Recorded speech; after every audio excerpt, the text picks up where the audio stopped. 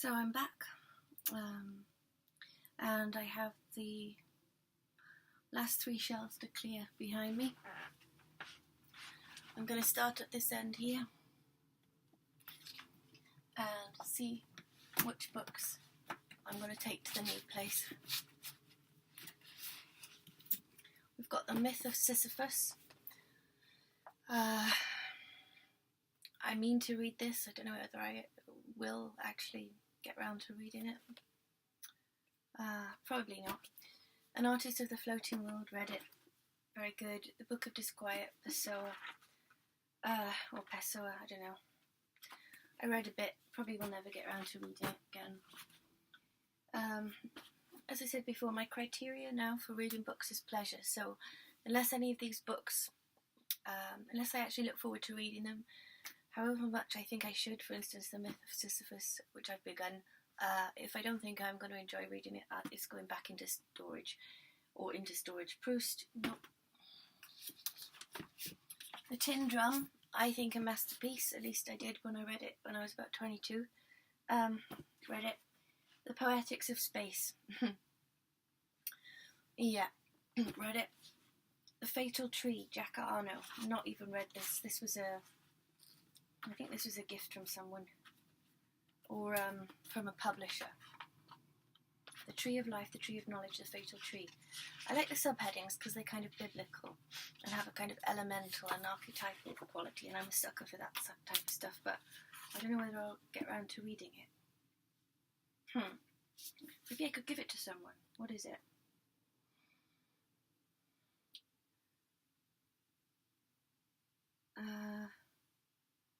Edgeworth Bess.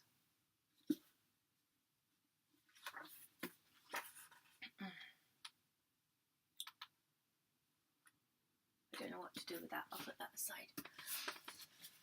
Anne Bronte, The Tenant of Wildfell Hall, I've read that. Karen Blixen, Out of Africa, I absolutely loved that when I read it when I was in my early 20s. John McGahern, The Dark. I think this is a great book.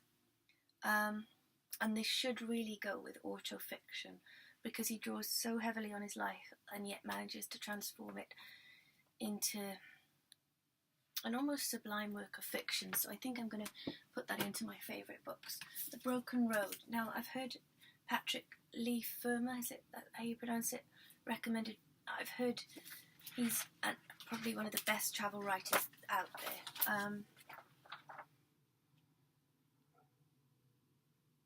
But in general, I'm bored by travel writing. I would love to find a travel writer I couldn't put down. Maybe I should try and read this. Okay, I'll take that and try and read it. Herman Melville, Scarlet Letter, Tim Parks, William Kennedy and Albany Trio. I started that. I'm not going to go back to it probably, even though I thought it was very good. Steppenwolf, yes, I will try that again. Their Eyes Were Watching God. Zora Neale Hurston. I bought this because of the beautiful cover, if you can see that. And I liked it, but I didn't keep up with it. And that's a sure sign that I shouldn't take a book with me again to the new place if I've already begun it and didn't continue, although there are exceptions. The Leopard, I read that. Not my cup of tea, but I can see why some people love it. Frankenstein, I never got round to reading this. Baudelaire, The Complete Verse, I've read bits. The Reprieve, Jean-Paul Sartre. No, not going to read that, but I have begun it. Chapman's Homer, no, I'm not going to get back to that. Vintage Cheever, Collected Stories. Yeah, I read The Swimmer, I think, and I could see why it's brilliant, but I'm not going to read it. Now, Voss. I thought this was a masterpiece, although I've only read excerpts from it. Patrick White's Voss. And it should go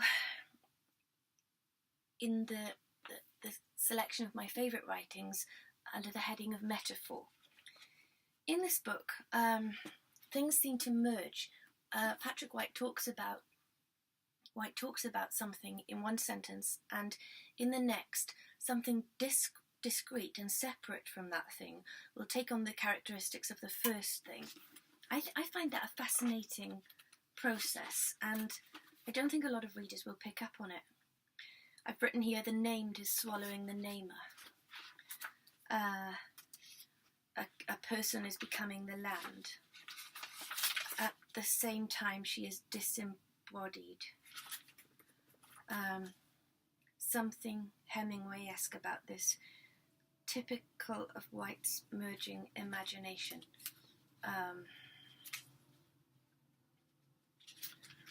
What else have I written?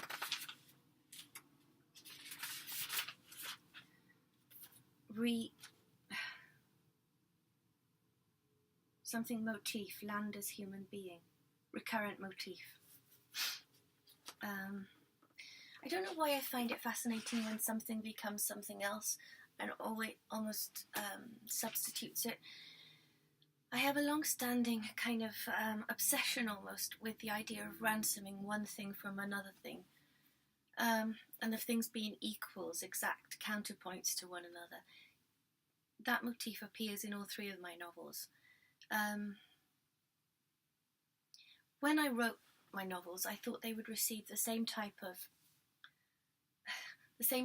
in-depth criticism as I would devote to essays when I was at Oxford, and we were taught to read literature with the same kind of attention. But reviewing fiction for newspapers and critiquing it is a very different process, and so I was lucky if in most of the reviews I got a synopsis, but no, that sounds ungrateful. Some reviewers picked up on deeper things, but a lot of the time they just completely unnoticed. And I didn't introduce them into the novels in order that they should be noticed. I found myself writing about them without being able to help it, and one such example is that idea of ransoming a thing from a thing. And obviously, well, the most obvious place it comes from is my Christian upbringing and the ransom sacrifice of Christ for mankind. A perfect life buying back what Adam lost when he threw away his perfect life. Jesus Christ giving his perfect life. That is obviously where it comes from, but it seems to have roots in my own kind of DNA, my own makeup as well, because not all Christian writers are obsessed with that. Maybe it reflects my need for things being perfect opposites of one another, balancing one another, the kind of wholeness and completion of that, of my need to tie things up, my need for perfection and completeness, or my struggling for that. I don't know. Anyway, I find Patrick White fascinating because enlaced in his fiction there seems to be similar preoccupations. I think this is why I like all my favourite writers such as Kafka or Melville or even Robinson. They seem to be obsessed or fascinated with a few ideas. I was going to say simple ideas, but a few ideas. And these ideas come through almost in spite of the writer. And I think it gives the writing real power. It seems to be coming from somewhere else beyond the writer, but it's not, of course, is it? It's the writer's preoccupations coming through in the work. But I like obsessions. I like people who are obsessed by things. I've got here translation, merging, and later on I've got words becoming plants, transfigurative. Yes, so ransoming and transfiguration are quite biblical themes, aren't they? And in the front I've got transferal, osmosis, symbiosis, sexual dynamic of great writing.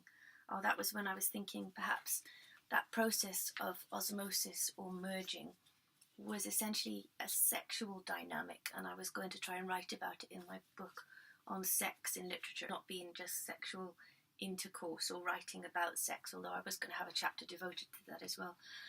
I've written here, ultimately it is the interpenetration of the spiritual and temporal planes, the meta and physical self and other. Sounds a bit, sounds a bit cliched, but at the time I was interested in this. And then I've got examples of this transferal. And then I've got another category where things are doing things they technically can't. Example, memories flapping like old rags of curtains, or light carving something. Immediacy, spontaneity, freshness. Those are things all my favourite writing has as well. It seems to be alive or charged. And of course people would say, well, all good writing is like that, but I don't think it is. Some supposedly great writing seems to me kind of dead. I've got another category, things affecting each other, but they're all really the same type of process going on. I've also got White's style is unusual, his sentence structure, marks of greatness. I think all great writers have a very distinctive voice, which is not feigned or cultivated, although it's honed and becomes finer and more pronounced as the writer goes along.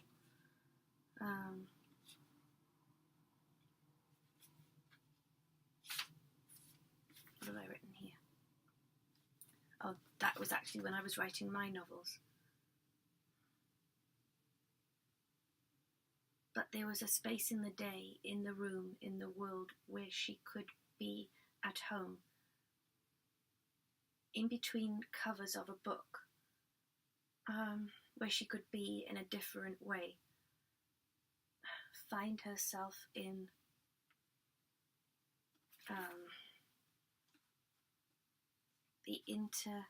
I don't know, I can't even read my own writing. Often when I was writing my books, sentences would come to me in the dark when I was in bed. That was the best stuff used to come in the dark, I remember now, because they were, and in the silence at night, because I seemed to be able to burrow down to the place where my writing came from at night, where there was practically no sensory stimuli, and also at night the energy is different. The world moves on different ways at night. There's not the contamination of the day. It's like a free place. I find the day quite oppressive. I think that's why I hate getting up in the mornings. In any case, when I would write I would grab whatever was closest to hand, often a book, and I would write. I know this is a mirror image, so you're not going to be able to make much sense of this, but I would write down the sentences that were coming. But then the problem was, because I'd written it in the dark, I often wouldn't be able to understand it the next day. White has a kind of immensity, I've written, can cope with an enormous range of characters and plot. That's true, but often a lot of my favourite writers are dealing with very small place, small mental and psychological range, even perhaps one character. I like things which narrow down. I like microscopic attention.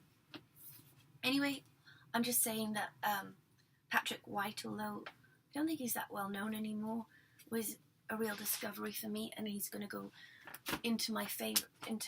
along with my favourite writers under the metaphor section, because I think what he's doing a lot of the time is examining or dramatising a process of, as I said, merging and transferal, and that's analogous to a writer dramatising a metaphor, to me anyway.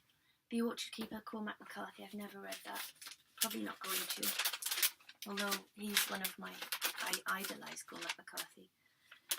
I don't know what that is. Oh, notes on Citizen Kane.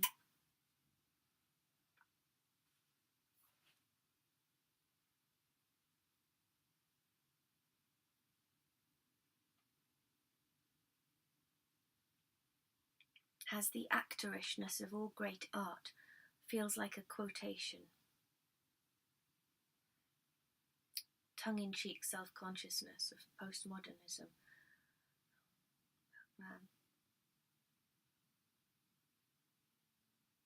Xanadu, Cain's palace is never finished, always decaying.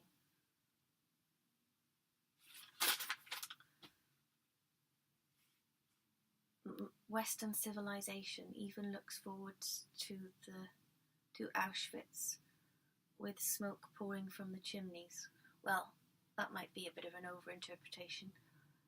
Throw that junk, the last words before we see Rosebud burnt up. Just Kids, Patti Smith, I never finished that. Chuck Berry, the autobiography.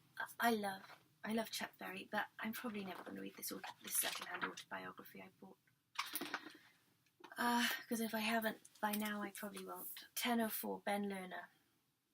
A very interesting and very impressive book.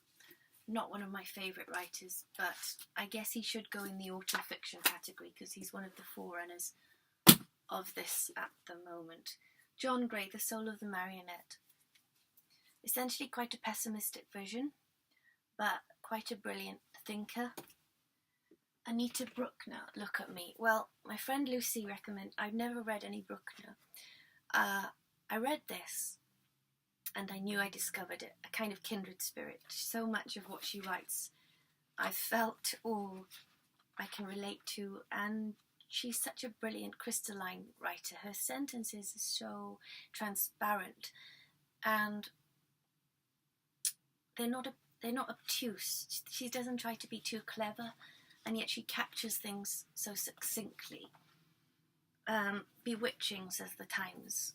Well, I would say traumatizing, I would say horrific, I would say breathtaking, but a nightmarish vision. Painted so subtly, accomplished so deceptively simply. I think this is a portrait of the breakdown of a person, which is one of the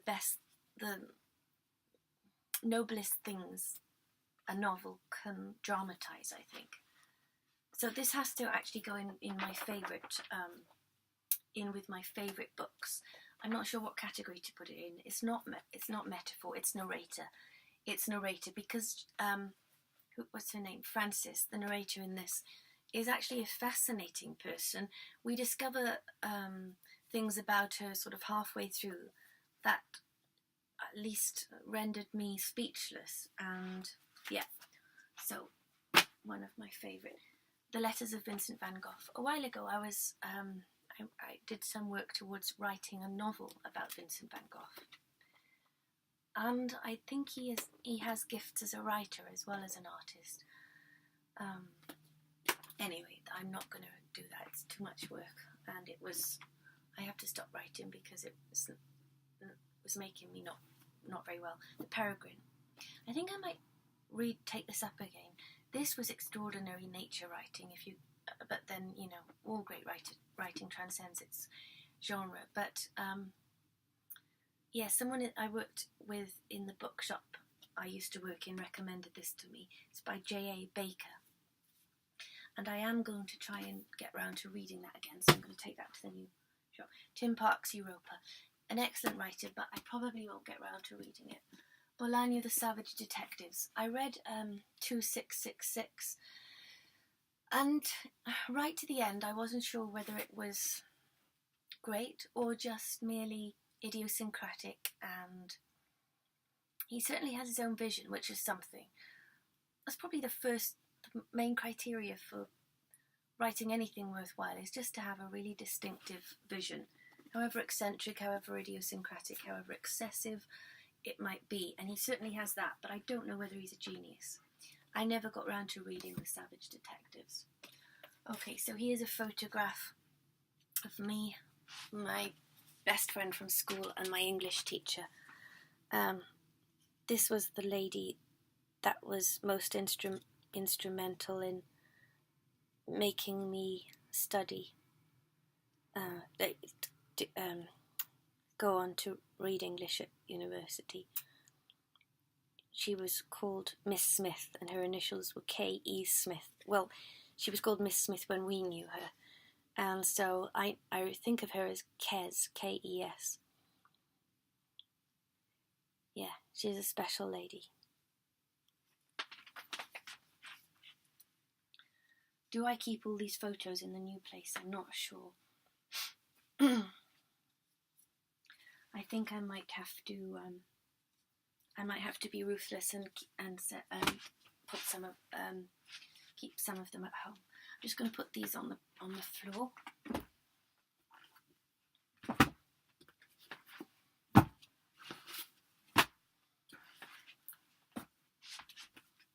Okay.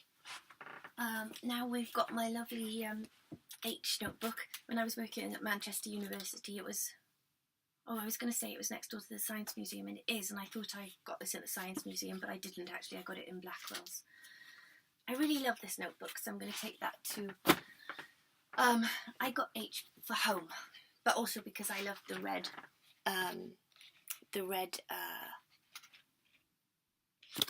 one better than all the other letters. So I'm going to take that to the new flat. Now I've got this beautiful shell picture frame of, I think I've talked a little bit about this before, of the farm in Ireland, and it was taken by my dad from the roof of the sheds, our sheds on the other side of the courtyard, and it shows me and the two border collies we had coming up the drive around the side of the farmhouse. I had a stick that I think my dad had cut for me, and I thought myself very countrified and at one with the land with my stick. I'm probably about 12 there. I was having my growth spurt at the time. That was in the summer. We had some wonderful weather that year. The farm has now been completely transformed and ruined by the people who bought it after us. It will never ever be as it was then. But if I ever get any amount of money again, I would move heaven and earth to buy it back and try and rescue it, try and make it as it was then. It was a kind of perfect place, the position of it, the size of it, the views all around. Yeah, it was unique, and we had it. We were lucky to have it for, I think it was about 18 months. Again, I don't know whether to take that to the new flat.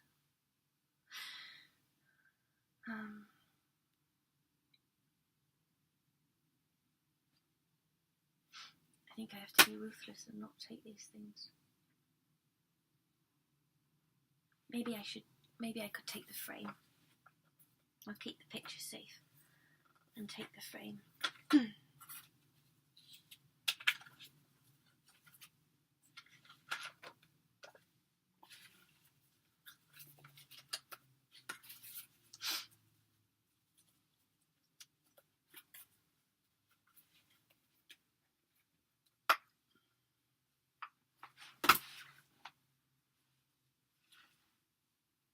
Why not take that frame as well? It's only small.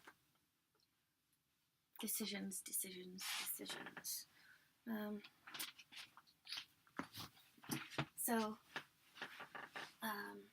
Now we have James, the figure in the Henry James short stories, which I'm not going to take. Henry James it's the only book that reduced me to tears when I was reading through the reading list for Oxford the summer before I went up, and it wasn't because I was moved, it was because I was so frustrated. I think it was the wings of the dove. I just couldn't understand the sentences, and in the end I threw it across the room, and later I stabbed it multiple times with a fork. Louise Erdrich, The Plague of Doves. I really want to write like this writer, and I think I will. It's just I can't seem to get into her, so I'll try once more. I'll take it to the new place. Graham Greene, Brighton Rock. I know this is a masterpiece, but I don't know, maybe I should try and read it. Okay, I'll try and read it. The City of God. Yes, I tried to read this as well.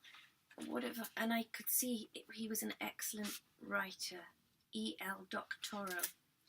I've written Delillo-esque, such abundance,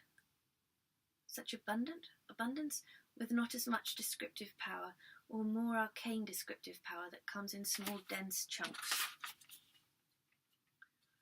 But I've also written What a Load of Hot Air.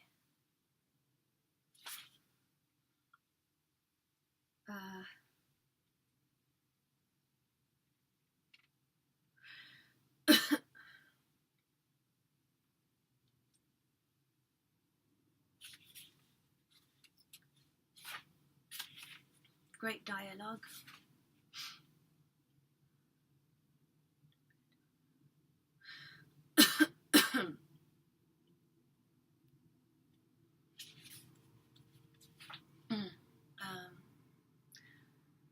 Conveys extremely subtle shades of feeling, weird sentence construction, which is probably is good in my books. But then I've written, I'm a little tired of these clever, trying endlessly.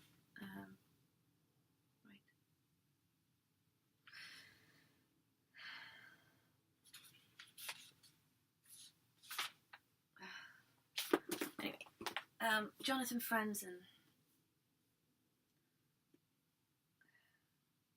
I'm written, I am tired of the American suburban tale.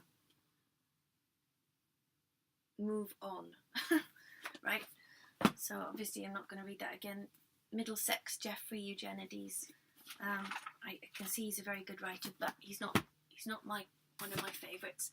I really enjoyed this book. A Tale for the Time Being by Ruth Ozeki. She's not a great writer, but she's got a great freshness. It was genuinely enjoyable to read. A great light novel, and it's really nice to read a light novel as opposed to lots of heavy novels. Independence Day by Richard Ford. Good but studiedly good, I've written. Contrived, not raw, not heartfelt. Well, it might be. Who am I to say? Anyway, he's not one of my favourites. Lucia Berlin, A Manual for Cleaning Women. I really like the title of this, and but I felt the stories didn't quite live up to the hype around them. Then we've got Terra Nostra by Carlos Fuentes, one of the great masterpieces of modern Latin American fiction. I have read hardly anything of it, I think. A page. I can feel a spell of magical realism coming on. Heaven save us. I'm not a fan of magical realism. And I wonder why South American writers, did it begin there? I think it did. I wonder why although maybe not Kafka. But I love Kafka. But generally I'm not a fan of magical realism. And I'm just wondering why it was so popular with South American writers. I hate magical realism. Why? I dislike its how pleased it is with itself. I don't find it moves me. Instead, I detach. And I was right, it's magical realism at full throttle. So, that wasn't my cup of tea. Oh, I bought these essays in the bookshop because one of my colleagues there is a guy called Stuart Hammond, and he's pretty clever, and he raved about this book, so I bought it.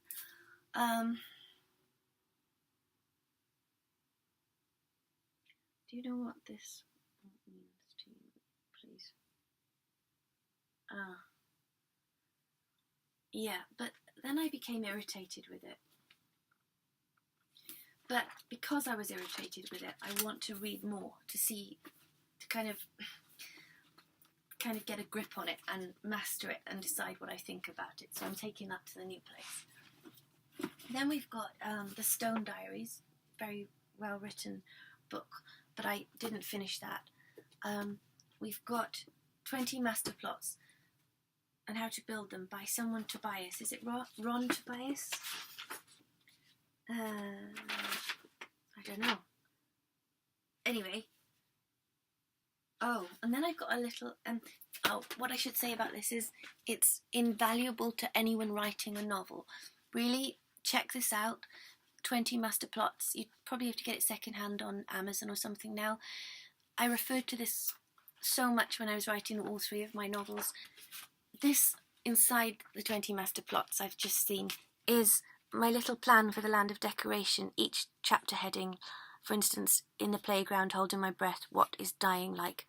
And then the purpose of the chapter, inciting incident. Judith is collecting rubbish, a summary of what happens, and then the sort of the dynamic or what that chapter is doing. And I've written to introduce an antagonist and threat. For example, to solidify predicament she's in. And I did that all the way through the novel. Oh, and have we got the Professor of Poetry? No, it's just, yes. Oh, no, it's just the Land of Decoration. And I've written here, all novels are mystery novels, journeying towards or trying to gain the retrieval of withheld information. Or they are a mystery because we do not know how the protagonist will solve their problem. That's a really good way to look at writing a novel, and one way to keep the reader turning the pages. Then I've got the Professor of Poetry, which at that time was just called the Oxford Novel, and notes on that.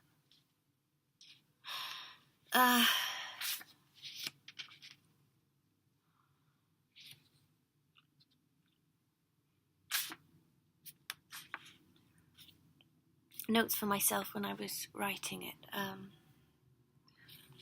I've written, a woman in search of her soul, world submerged in spiritual, power opened up to her with the professor and herself in poetry, her salvation, but runs away, sounds always a source of acute pain or pleasure, words, music, time, transfiguration, the moment.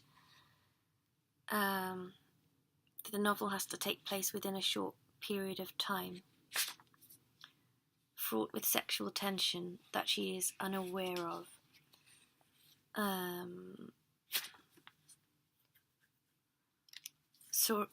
Story drenched in sound, light, circling around and around a certain moment. Played Elizabeth, the character, plays down the importance of that moment, and as the story progresses, is forced to admit it had great meaning.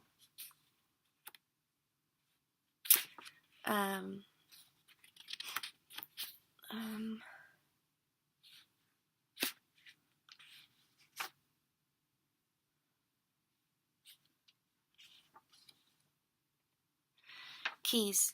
These are really helpful little keys in writing. Is the scene in a different place to where it began? Is the character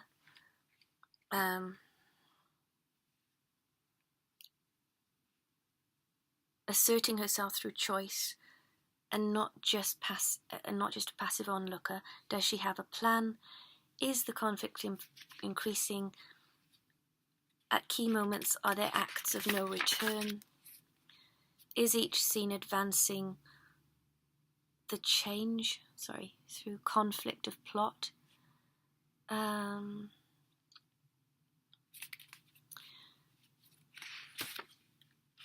in basic terms, a novel is an inciting incident, a progressive complication, life getting more difficult. Story must not retreat to actions of lesser and lesser quality, but escalate. There should be a crisis, a decision, danger or opportunity, irreconcilable goals, a climax, and a resolution. And also another really good tip is if you're kind of stuck with a novel, to work backwards from the crisis or the conclusion, and see, just keep asking yourself what needs to happen in order for that to happen, and then ask yourself what needs to happen in order for the thing before the crisis to happen, and so on and so on and so on. So yeah, work backwards instead of forwards. That's a really good tip. So anyway, these were kind of my, after a couple of years of writing and learning my craft simply through doing it over and over and over, these were the kind of the nuggets, the really useful tips and tools that I used, and I put them inside this 20 Master Plots book because it was just so useful to me. On again, we've got a Penguin Book of First World War poetry.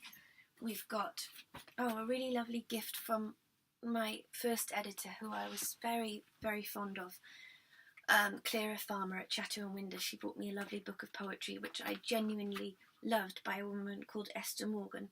And the book of the collection of poetry was called Grace, which I think Clara got me the book because it was called Grace, but also she thought I would like the poetry inside, which I really do. And I'm going to take that to the new flat as well. This is also a lovely present from Clara, and it's a first edition of Little Gidding, the last quartet in T.S. Eliot's late masterpiece, 4 quartets, which The Professor of Poetry, my second novel, draws inspiration from and is based around. And she's written, "Dear Grace, I've wept over your story of Elizabeth Stone. Remembering my own, in brackets, intense time in the city of books, I've found out this pamphlet. It seems only right that it should come to you now. Much love, Clara." It's very special. This is going home as well. Then we've got Elizabeth Costello by Jane Coetzee. I probably won't get round to finishing that. Sylvia Plath Collected Poems, I definitely won't get round to finishing that. We've got an earplug. There are earplugs all over the place in my flat. Midnight's Children, really not my cup of tea. It's magical realism, of course, and I can see how clever it is. And having said I don't like magical realism, I also think The Tin Drum is a masterpiece, which is also, of course, magical realism. I'm trying to think of why I like The Tin Drum and not Midnight's Children. I certainly want to be moved by a book, and I wasn't moved by Midnight. But was I moved by The Tin Drum? No, not moved. I think I found the ideas in it fascinating. I'm always interested by when writers talk about sound or make sound a theme.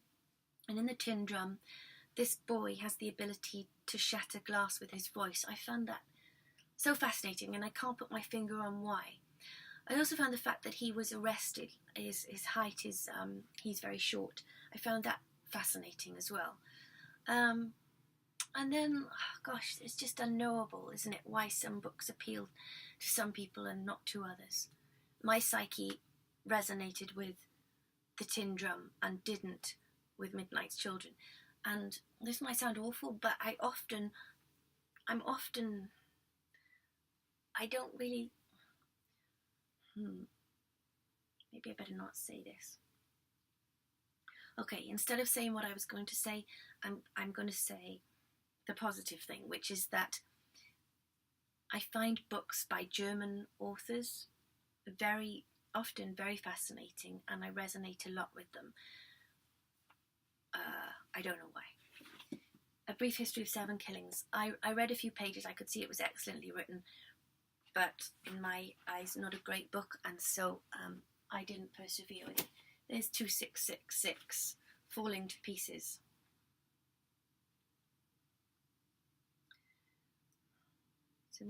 Simultaneity. As this was happening, this is happening. That's a really interesting idea, yeah, that he explores.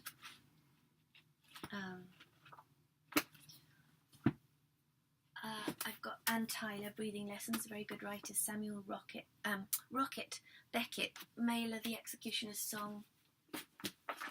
I began this. He covers a lot of ground. It's good and clean and spare, the prose works I've written.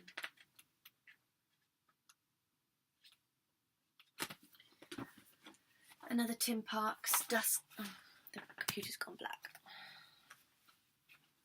Dusklands by J.M. Coetzee. I think that's an excellent novella, Dusklands. I think that was his first. Jeff Dyer, but beautiful. Jeff Dyer is a very clever writer. George Eliot, The Lifted Veil. It's another excellent novella. Leonardo da Vinci Notebooks.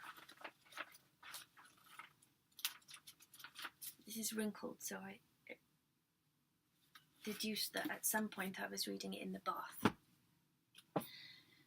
Between the Woods and the Water, another Patrick Leigh Fermor book. I like the title. As I said, I want to find a travel writer I like, so I'm going to take that to the new place. Borges, Labyrinths. Yeah, I'm not really into Borges, probably because I guess it's similar to magical realism. Patrick White, The Tree of Man. Yes, I'm going to take that. I love the title. I love Patrick White. Riders in the Chariot, Patrick White. Yes, I'm going to take that as well. Collected Poems, Dylan Thomas. Well, I worshipped Dylan Thomas at one point. I went through a phase of really idealising him. Because I love lyrical writing, and I love rich writing, and I also love writing with strong rhythms and sound patterns. But then there was a point where I felt he's reached a certain level, but he's not going beyond that level. And I kind of got to that level and then thought, yeah, but I want a bit more. So I think he probably is a genius, a drunken genius. Apparently he wrote most of his poetry when he was drunk. Franzen again, who I'm not a fan of. Tom McCarthy, I am a big fan of, and Remainder, his first novel, or first published novel, I think is a masterpiece and just brilliant, and possibly has flashes of genius, but I don't think he's ever surpassed or even come close to Remainder since then. But he always has interesting ideas. Then we've got Subliminal, just some, I've written here, abso-fucking-lutely useless. There we go. The Revolution of the New Unconscious and What It Teaches About Ourselves. 75% of the time I plough through a book and I'm really disappointed. I guess that's good in the sense that it means the stuff that does impress me is not everything, but it's also really exhausting because books take a long time to read. I'm not a fast reader. There's some music. Nordic Home. Wittgenstein Jr., yeah, another very clever book. Then two books that infuriated me by Nell Zink. Nell Zink, is it? I don't know. Yeah, Nell Zink. Signed copies, in fact. The Wall Creeper and Mislaid. Well, her art history, it wasn't lost on me, but I did find it irritating. So I won't be persevering with those. Beowulf, Seamus Heaney. That was a gift when I was doing Beowulf. That is an amazing film. I'll get my boyfriend to watch this with me. I think he'll like it. It's A Prophet by the director is Jacques Audiard. I don't know how to pronounce that, and it's starring Tahir Rahim. That I think he's French Moroccan. Anyway, a brilliant performance, brilliant film. A Prophet. It's about a young French guy in prison who starts out pretty much on the bottom rung, but during the course of his time in prison, I don't know how many years, 3 or 4 years, he works his way up to the top and in the power stakes in prison, and even supplants the top dog. Yeah, it's a very forceful and impressive film. The First Bad Man by Miranda July. Another writer I kind of enjoy her, but I also find her a bit irritating. Then Beowulf by Seamus Heaney. This is from my aunt Auntie Myra, May 2000. So I must have been studying Beowulf at Oxford, and she bought me that lovely present. I've got another Jeff Dyer, Experiences from the Outside World, which I essays. These are essays. I ploughed halfway through it.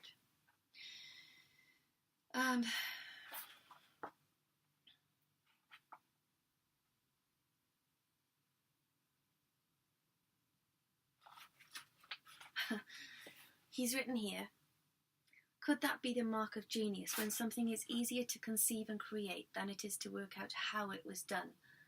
And I've written, I could vomit into a cone and then freeze it, and people could wonder how that was done. The question is imbecilic, and it's not a big mystery how the Poles got there anyway.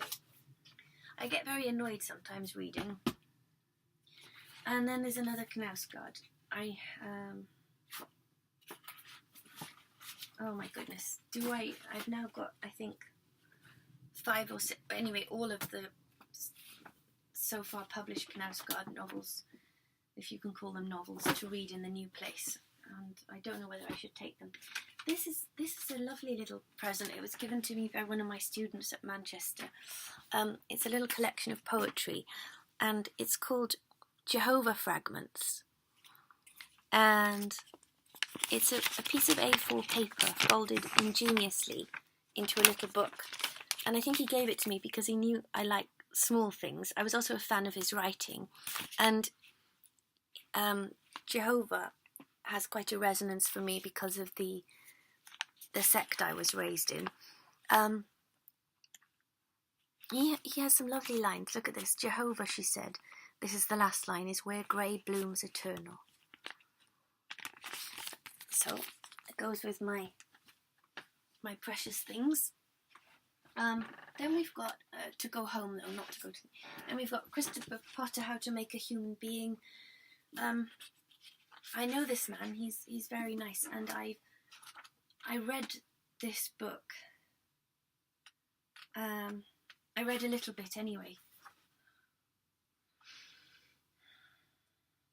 He's incredibly well read. It's like an encyclopedia of quotations by great minds on every subject under the sun. Time, evidence against the existence of an external world. What is the universe? What is science? Nothing, something, everything. Maybe I should keep this and read it. Jhumpa Lahiri, a good writer of short stories. I haven't read this collection, but I'm not going to. Sleeping on Jupiter. What is that?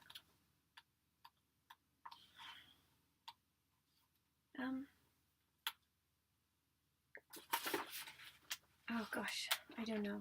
There are so many books I've got that I don't know what they are. Oh goodness. Have I even begun it? I hope I've begun it.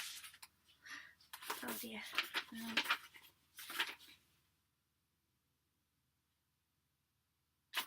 I'm going to have to Google that after to try and find out what it is.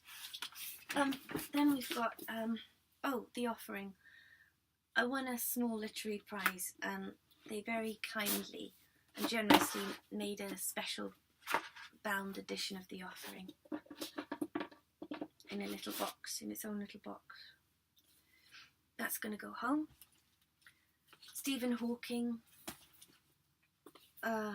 made by Millie Mackintosh. I must have been in a very idealistic mood to buy this, to think that this would ever be useful to me.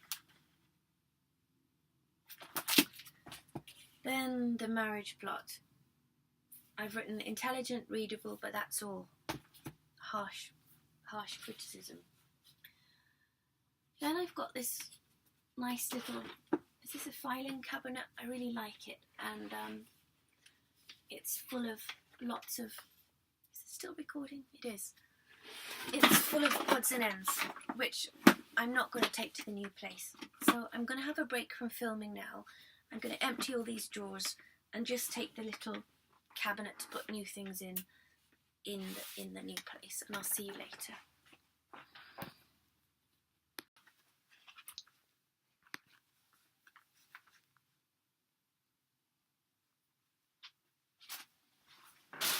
So just continuing along the shelf. I found these bodies that I'd made, alternative bodies for some of the models. While I was photographing them for the kids' books, for the children's books, I made these little bodies for some of them. There was going to be not a fancy dress party, but just a birthday party, and so these were birthday dresses I did. This is kind of dove grey and peach, the kind of plum colour and black. There's a red and white, yellow and lilac. Oh, sorry, can you see any of that? Sort of ice blue and a lilac colour, and then a bright pink and a kind of pear green. They're all going to have to go home.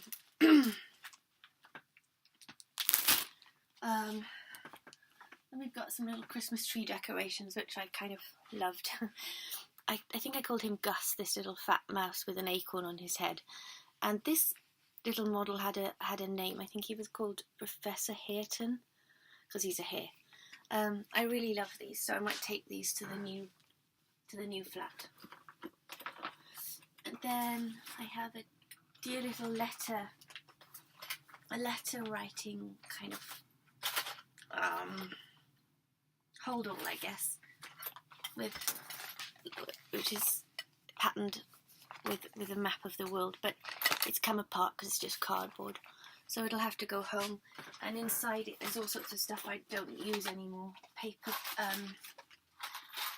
pins, is that the word? Elastic bands, a converter plug. Actually, I might need that. Oh, another Apple charger. Staples, never use staples. Highlighters, never use highlighters. A large paper clip, don't ever use those. Oh, something to, is that to change? Yeah, that's to change the tension on the neck of a guitar. I might need that. And there's a smaller one, I think that's what they're for anyway. Then there's more paper clips, which are a nasty colour. A chocolate egg. I wonder if it's still... more paper clips. Some very... some erasers, I mean. I'm going to put this is a bag of odds and ends I found on these shelves to go home. That is some of my fake berries, winter berries. I don't know what they're called. I quite like them. They can come to the new flat. These are really pretty end papers that were actually inside Lena Dunham's autobiography, and I loved them so much. I loved it much better than the book, that I kept them. You see all those tiny objects there? There are guitars, flowers, ice lollies, crabs, hair clips, peppers, jelly beans, shamrocks, hippos, conchs, pins, roses, bikinis, flip-flops, crayons, cars, containers of fries, postcards, broccoli, horseshoes, hamsters, watermelons. Well, anyway, I just fell in love with these, and there's no real reason to keep them. I don't know what I'm going to use them for, but I love them. These glasses are meant to deflect the blue from screens.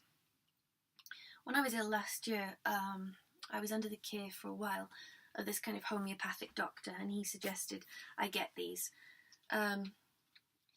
These homeopathic kind of people, these natural people, they stress things with such emphasis. It's like a life and death. It becomes like life and death, and they worry you to death. In fact, the worry they induce it undoes any good, I think, they do with their natural remedies. But anyway, in a state of fear, last year was full of fear, I bought these glasses for, I think it was about £17 on Amazon, and they're meant to undo the blue. I mean, undo the harmful effects that come from the blue light that computer screens and phones emit. I never wear them, but because they cost £17, I can't bring myself to chuck them out. Now I'm just going to try and eat this chocolate egg. I don't know how old it is, but I'm in need of some energy, so I'm just going to try and eat this. and then I'm going to go on with my sorting. It also doesn't look very nice chocolate, but quite waxy.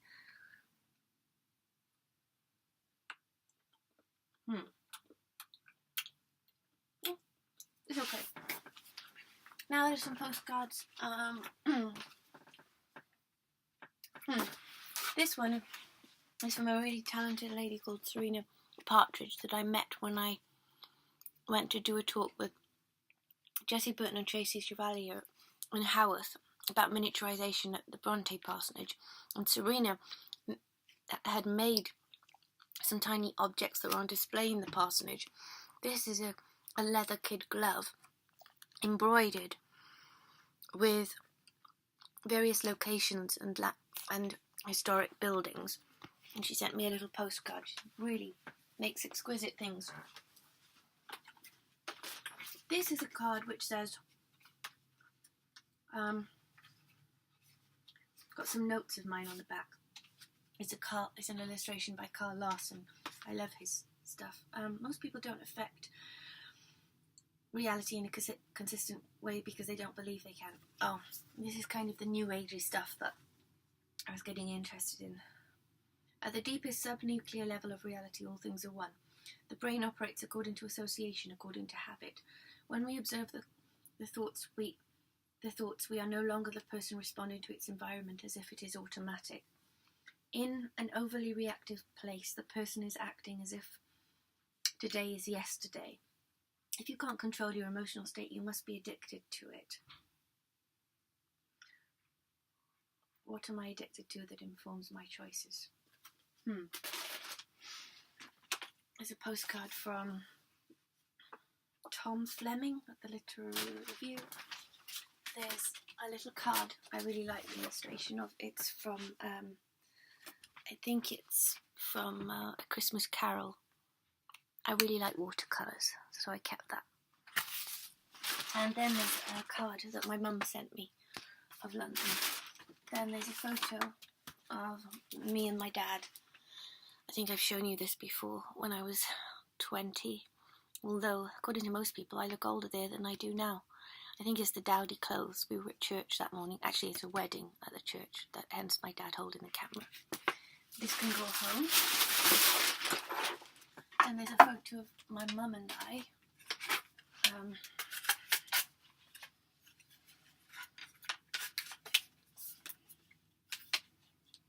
Taken a couple of years ago when I had my fringe. It's my mum, the loveliest woman in the world. Then there's a little dog, which is another Christmas tree decoration, but I thought was much too nice not to get and keep on display all year round. It's felt, and that can come with me to the new house. Then there's a little, I don't know what wood this is, but it's a little antique letter writing tray. And I'm going to empty it and just see if I should take this to the new place, because it might come in quite useful on a desk. So I think I will take that, and I will pop that in this. Let's see if I can fit it in this. I think I can. Okay, I can kind of fit it in the top. You see, I'm a champion packer there in the top, and oh, this is a little gift card I bought. I just love the illustrations so much. Again, I haven't got very sophisticated visual taste. Oh, I do love some great artists. It's just I like that as well. That can come with me. Then there are a lot of there's some photographs of me I had to have taken for printed for something. I don't need them anymore, so they can go home. There are a lot of cards from my dad. He writes very long cards. Oh, that's not particularly with tiny writing, and often lots of cut out bits inside like that. A bit like the diaries I used to write when I was younger, in which there were flaps appended to flaps with sellotape. These are cards. I just love the illustrations. They're just a blank card I bought. Same goes for this, which is by I love her work, Eleanor Percival. I actually met her. She works in Green and Stone on the King's Road, the art shop. I just love her watercolours so much. So these cards can come to the new place to help brighten it up. Oh, that's my staff ID card. That's my British Library card. And my dad's cards.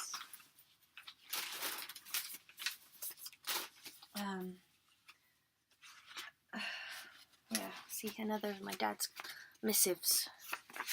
Missives within missives. Easy to missive, if you don't know what.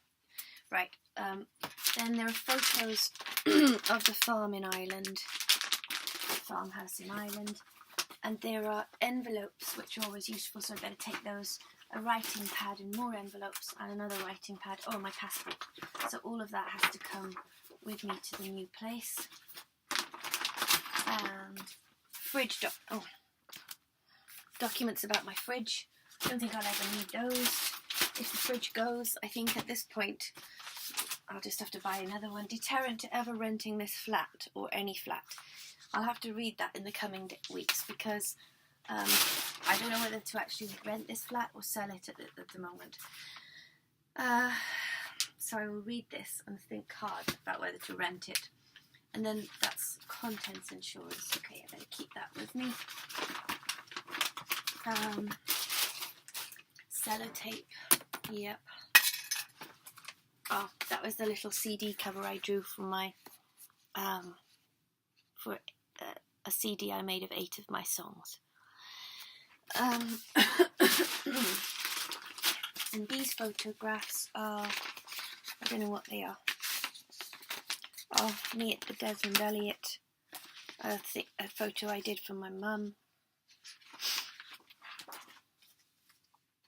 Oh, interesting, and photos I took of this room at various stages.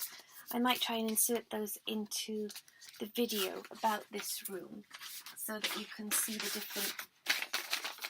different ways I've tried to decorate it and shuffle the furniture around.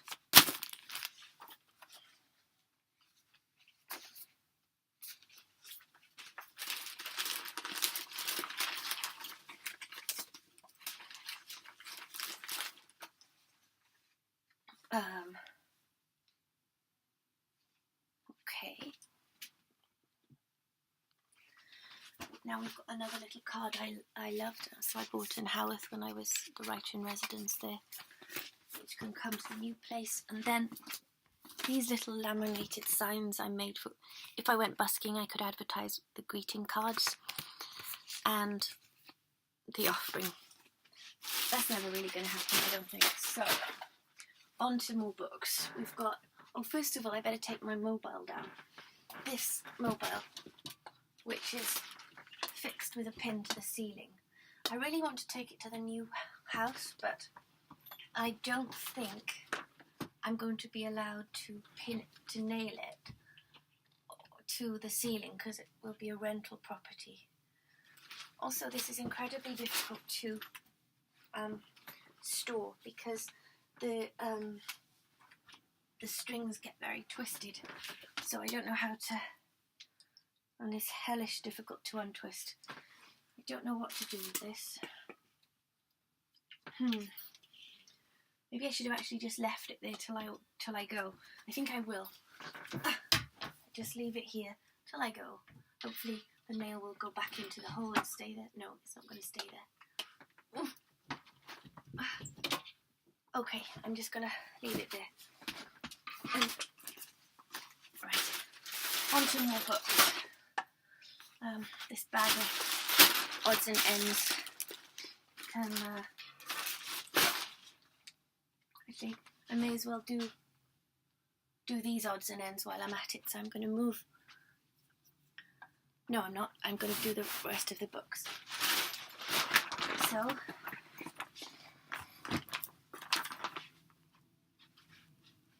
here we have The Lonely City by Olivia Laing.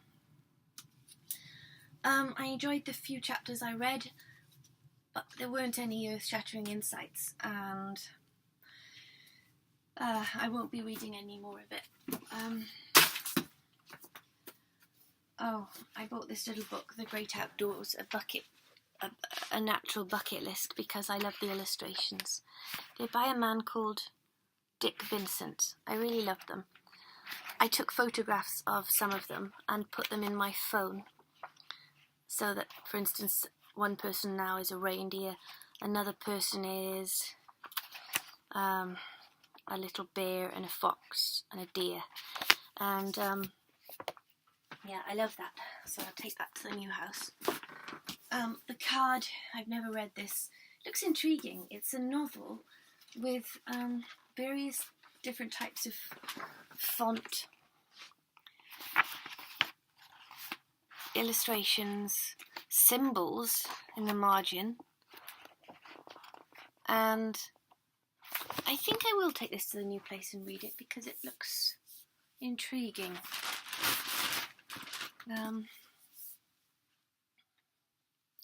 Just trying to find the bag of books to take to the new place. I don't know where it is anymore, so I'll have to start.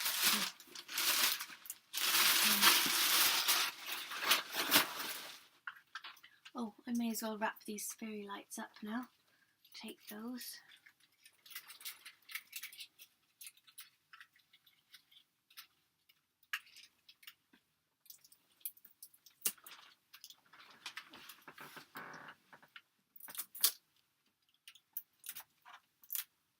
Okay.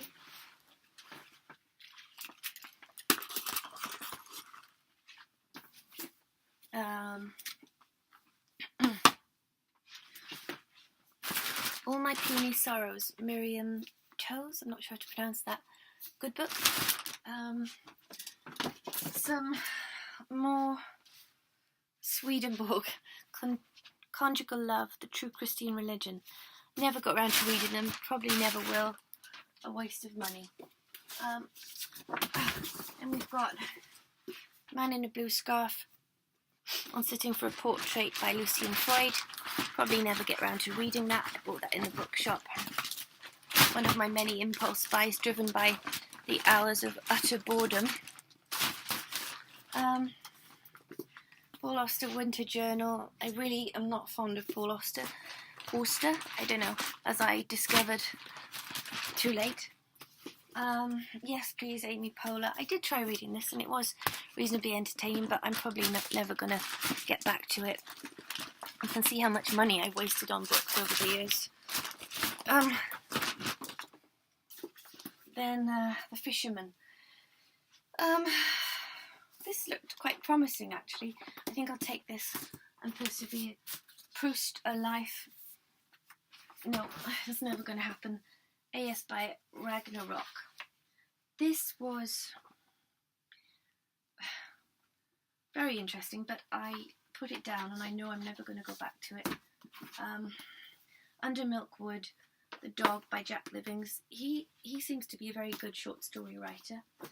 The Borrowers, another novel by Melville I haven't read. Big Ideas in Brief. All of these I know I'm not going to go back to, or at least not in the next few years. Some more of Proust. Oh, Saramago. He's a very interesting and thought-provoking writer with definitely his own agenda and vision. Mantell, Beyond Black, Pale Fire, Nabokov. I feel bad, I haven't read much of this, but I've written here, faintly reminiscent of Coetzee's protagonist in Duskland, which becomes more interesting than his thesis. Shadows, Repetition. Cormac McCarthy, The Crossing. I think this is brilliant. I haven't finished it though. A Time of Gifts, another Patrick Leigh Fermor. I think some kind person in publishing sent me all those Patrick Leigh Fermor books.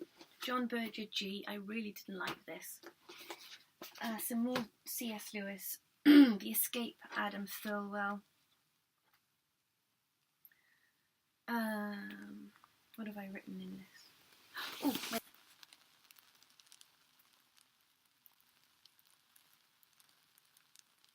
can hear it sliding.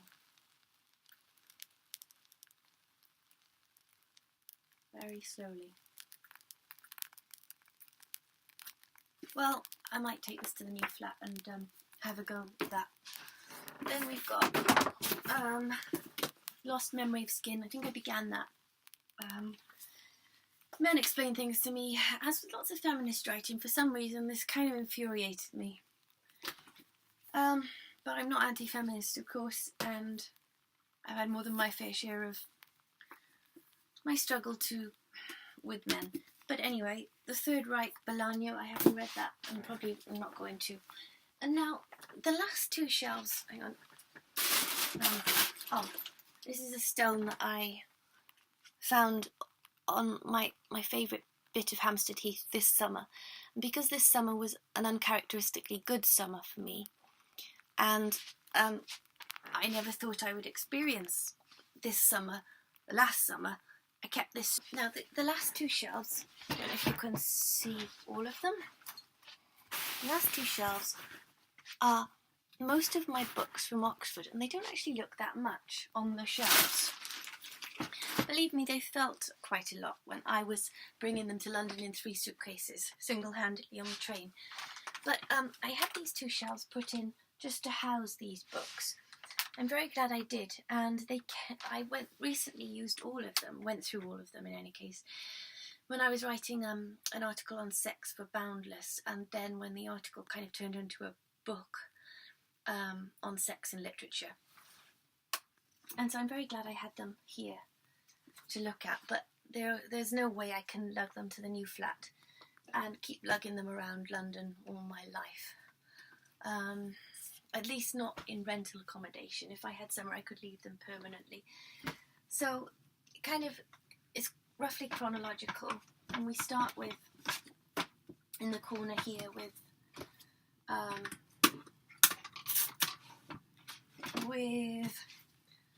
an invitation to Old English, a new critical history of Old English literature, Chaucer, the Romance of the Rose, the Canterbury Tales, medieval writers and their work, some notes on goodness knows what.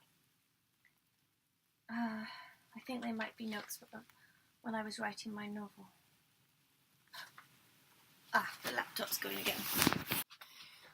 So I repositioned the laptop and turned on the overhead light. Now, as I was saying, these books from Oxford are roughly follow a chronological order. And we've got Sidney, the Countess of Pembroke's Arcadia, Spenser, the Shorter Poems, Malory, we've got Sir Gawain and the Green Knight, Middle English verse romances, we've got Bronte, Emily Bronte's poetry just slotted in there because it wouldn't fit anywhere else, Montaigne, Battery, Sir Thomas Wyatt, the Complete Poems, and a lot of DVDs of Communities, one of my favourite sitcoms. Is an American comedy, very kind of meta. I know that's an awful word, but clever, self-referential and generally referential comedy set in an adult community college. They're all my Community DVDs, which actually, now I've learned how to watch things online, or my boyfriend has shown me how to. I don't really need these DVDs anymore, so they can go home. I don't want to scratch them, so I'll try and slot them into something so that they won't be scratched. There we go. Then we have, oh no, there's another Community.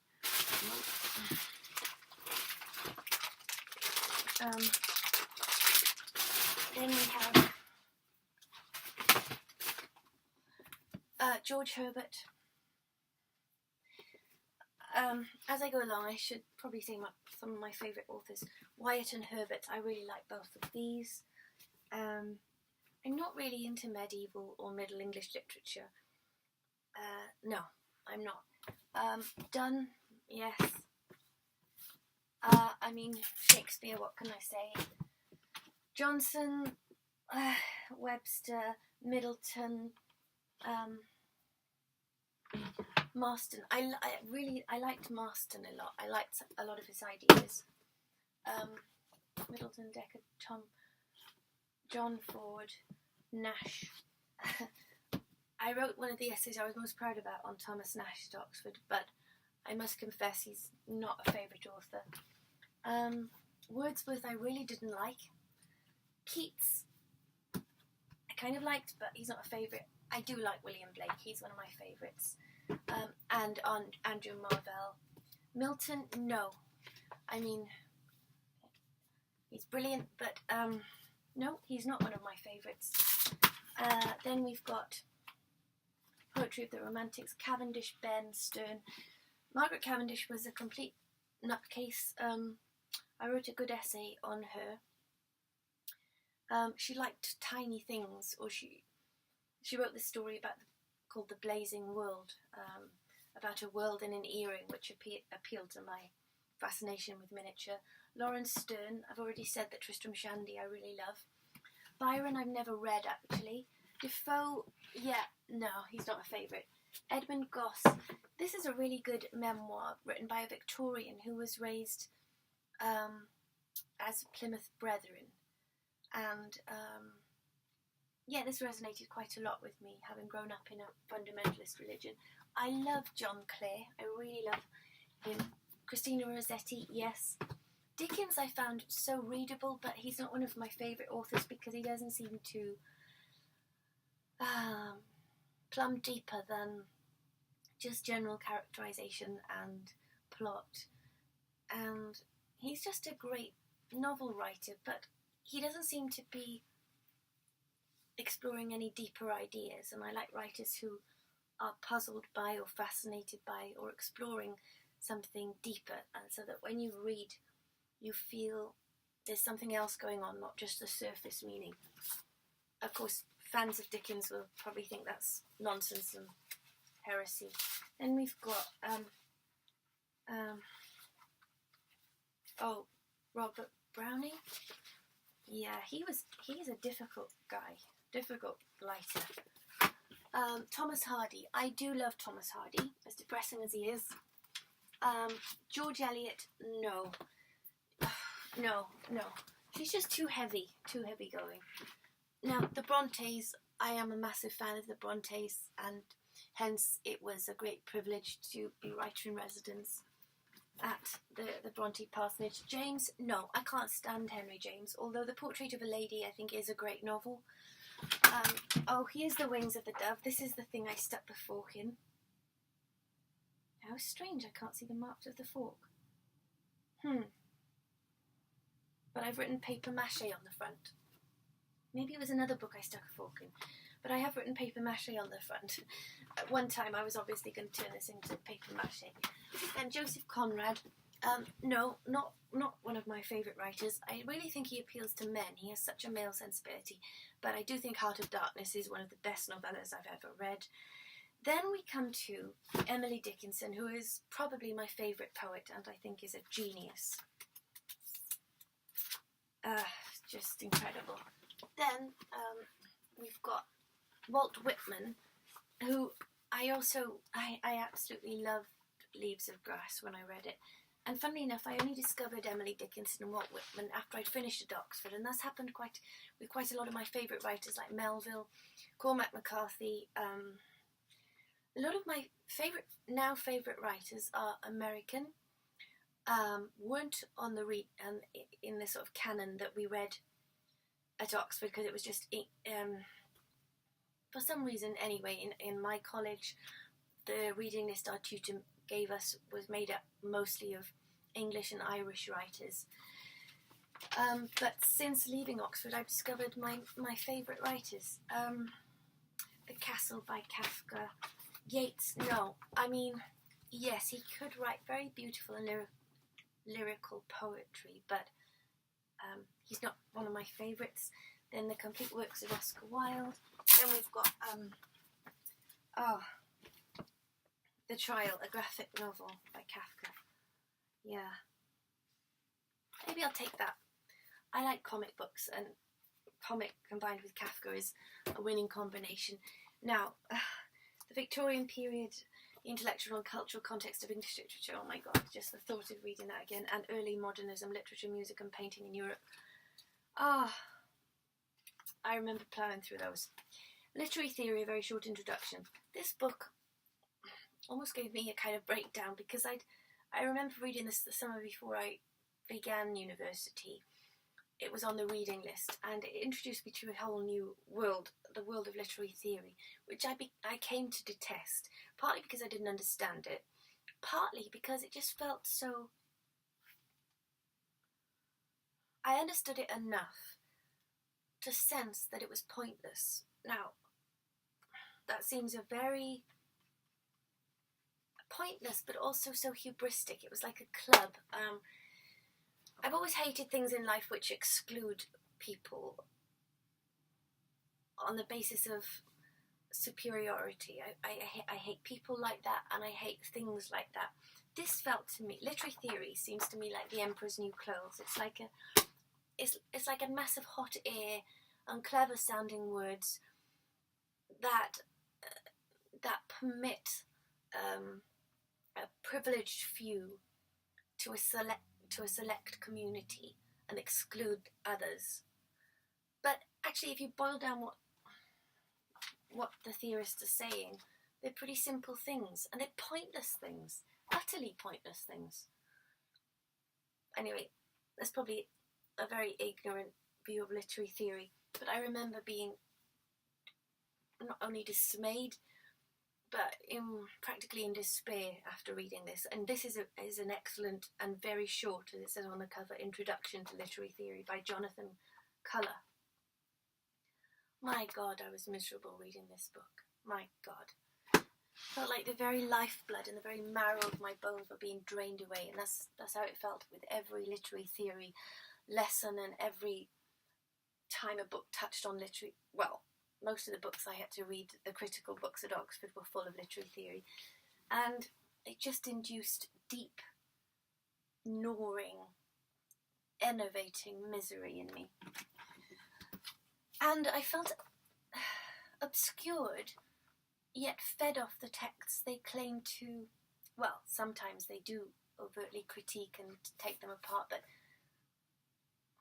sometimes they illuminate them. Maybe new historicism is one field of literary theory that actually does shed new light on texts, but often the text itself is just lost under a teetering pile of clamouring, onanistic, self-flagellating, self-congratulating, just self-seeking criticism.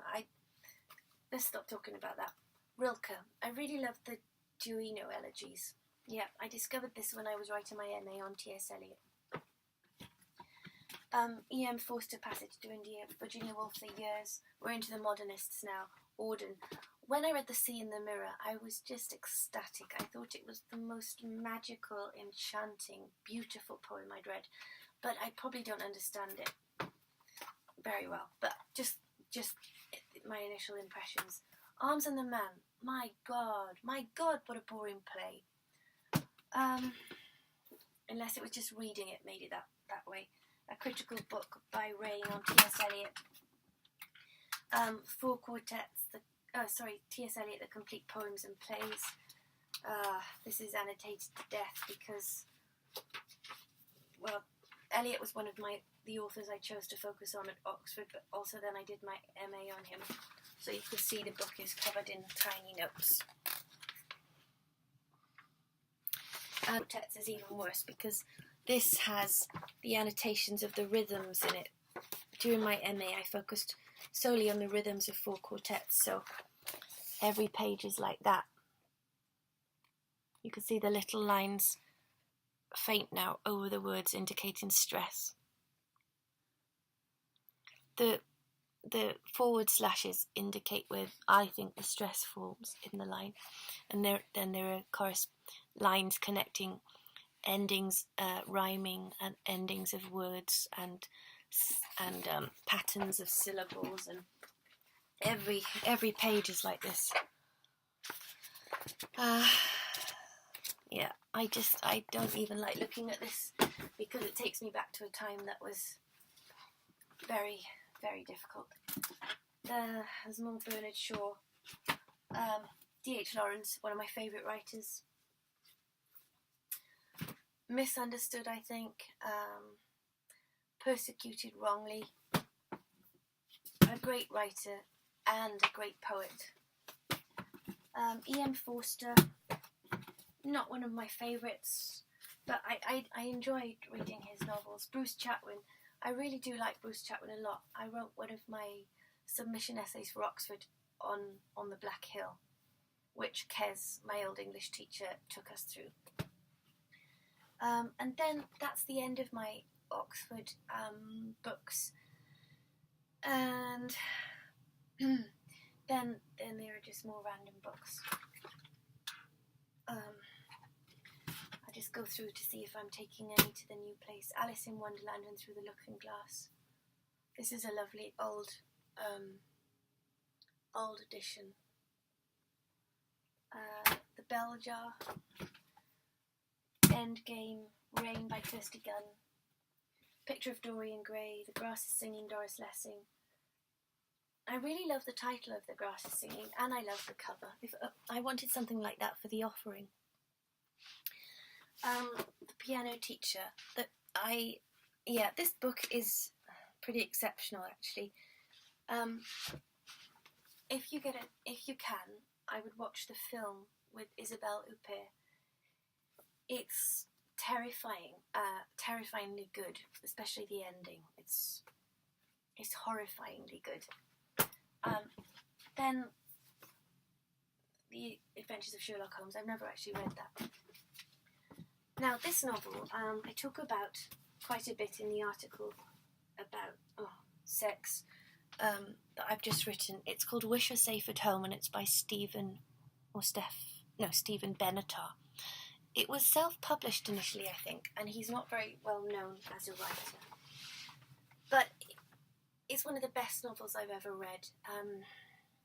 I'm not going to talk much about it here, except that to say that it's the main character descends into madness, but the descent is so subtly delineated that the reader is pulled with her, and the descent is sickening, infinitely destabilizing, and I think would be actually repellent to many readers.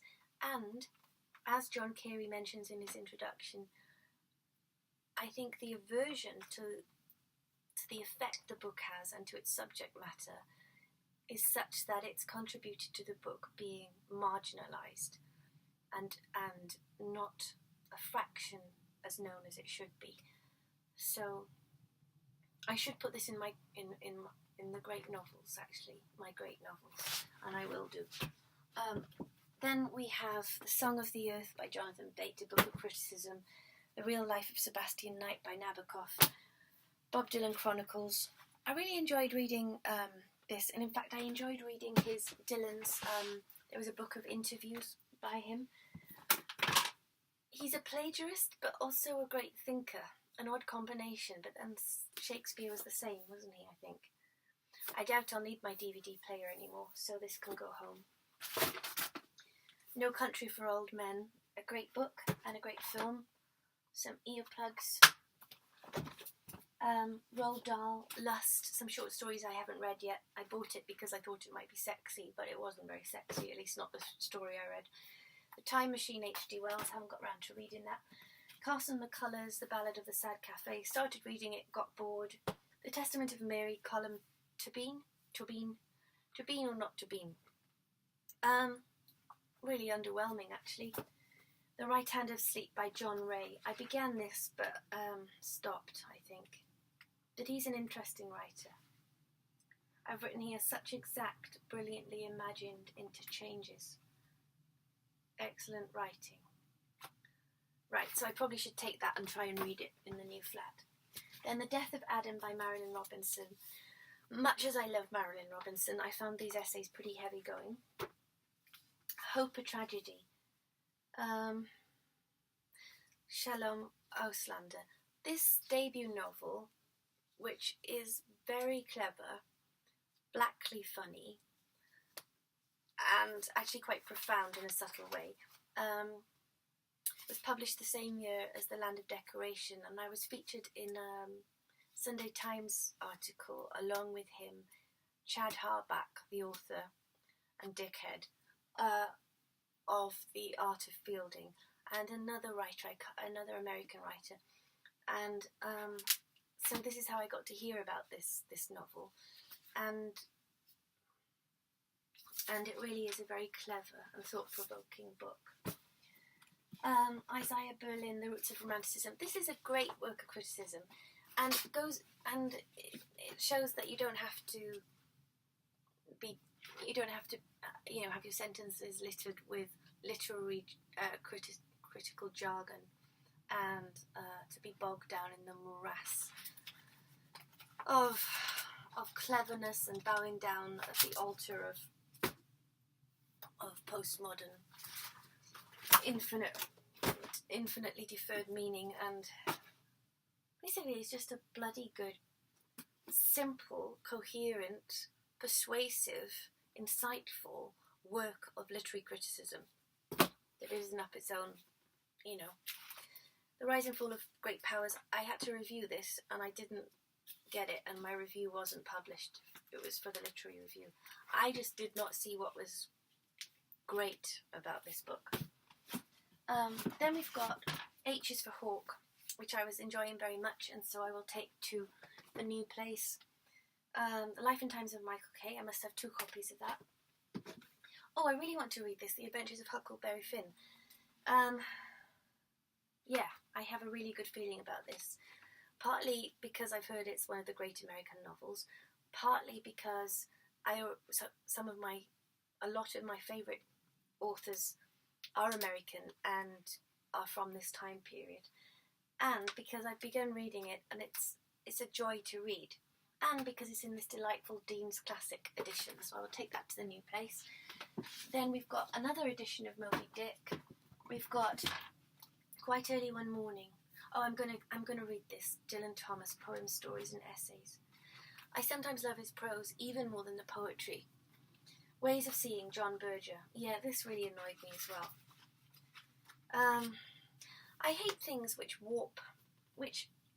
twist reality to such an extent to suit their argument. Lots of these thinkers and critics pull off their argument because they're so clever. They're able to twist and to persuade, but it's just crazy, some of the theses put forward by people. This book is an example of one. I'm pretty sure I didn't like it, and wasn't convinced.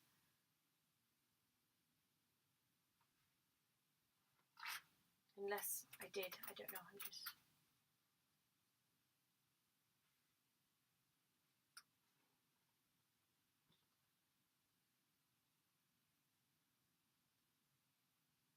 Yes, no, I wasn't convinced. Charlotte Bronte's novel Shirley, what a boring novel. Proof that a great writer can write a dud if ever there was one. My Last Duchess, is that Robert Browning? Yes, it is. Then we've got Tennessee Williams' Cat on the Hot Tin Roof. I remember doing that for GCSE. J.M. Coetzee, Youth. That should really go in autofiction. Yeah, that should go in autofiction. Then we've got, there are the cables I was looking for. Yukio Mishima, Acts of Worship. This guy killed himself, literally committed harikari. I'm sorry, I don't know how to pronounce that, really. And that's why I bought the book. I did read some of it, and I think I liked it, but I didn't love it. Nina Ferrante quartet, I guess you'd call it, although I can't find a 4th novel. I really didn't rate these novels in any way, except that they were curiously readable but then I had to read them because I was writing a review for The Guardian about them. But I am not a fan. Oh, this is a brilliant book, The Lonely by Andrew Michael Hurley. It's a modern Gothic classic, and the best thing about it is its subtlety. You're never really sure what's being conveyed, and so the reader's imagination and mind do most of the work. It also draws in a really interesting way on the Bible, and the atmosphere is very, very powerful. Then we've got another James Coetzee, more Saramago. Glow by Ned Bowman. Ned Bowman's a very clever young writer. I say young, he's about my age, but in writerly terms, I guess he's classed as young. A biography of the Brontes by Juliet Barker. Cormac McCarthy, The Road. This is brilliant in a whole other way to something like Blood Meridian. The prose is different. It's not typical McCarthy-esque, but yes, I thought this was incredible, but horrific. There's no words to describe the horror, really. Then more Dylan, more Jeff Dyer, Home by Marilyn Robinson, Sea by Tom McCarthy, Saramago, Truman Capote, James Coetzee, more Ishiguro, William Golding, Out Stealing Horses by a Swedish writer, I think, more McCarthy, Flannery O'Connor. I love Flannery O'Connor. She must go into my favourite pile. Then Nabokov, Coetzee, John Ray, Nabokov, Philip Roth. I'm not a fan of Philip Roth. Edward St. Auburn, Akhil Sharma, Nabokov, more Ned Bowman, William Carlos Williams, Garcia Lorca, Karen Blixen, Sebald, Ted Hughes, Ishiguro, and something called The Road Less Travelled by M. Scott Peck. Which I began, and I seem to remember was pretty good, but then I read about the author. It's like a self-help book, but then I read about the author and discovered that he was very dysfunctional, and I thought, well, how can a dysfunctional person write anything that will help other people? But I think that reasoning is wrong now. I think you have to separate the person from the work, the same way in which you separate the art from the artist. So I'm going to take this to the new place and read some. So I'm going to bag these books now, take down the fairy lights as well, and then these shelves will be cleared. And in the process, I guess you've got a bit of an insight into some of the works I like and the works that I don't like, and I probably haven't put forward any coherent reason why I like or dislike things, but that's just the way taste works, isn't it? And essentially all art, or literature, or great visual art, or music, it's just all a question of taste, and you can't defend your own or you can't defend taste, and you can't critique it. Which really makes me think the whole world of criticism is a waste of time, really. You might as well just ignore what other people think and get on with enjoying what you think. And which is partly why I don't want to write any more reviews or criticism, and why I soon knew that I didn't want to be an academic, in a nutshell, because it made me miserable. So, in the next video, I hope to concentrate on the things that make me happy, and not criticize other things, not focus on negativity. It's hard even having an identity and not focusing on negative things, because we know ourselves by contradistinction to other things. We know ourselves because we're different to other things. We know who we are because there's a boundary between us and the rest of the world, or so we think. That's why the mind loves binaries and opposites and black and white, and hates not knowing what it thinks about something. But I think probably the wise thing to do is to embrace ambiguity, to embrace not knowing, and to stop thinking as much as possible.